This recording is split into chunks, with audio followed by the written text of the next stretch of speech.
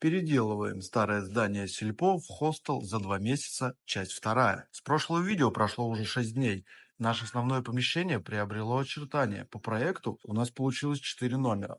Для начала мы очистили помещение, поставили каркасы и разделили помещение на зоны под комнаты и коридор.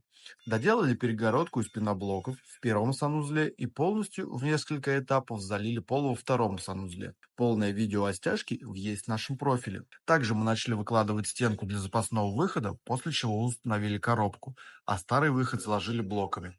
Оставайтесь с нами, чтобы следить за прогрессом нашей стройки.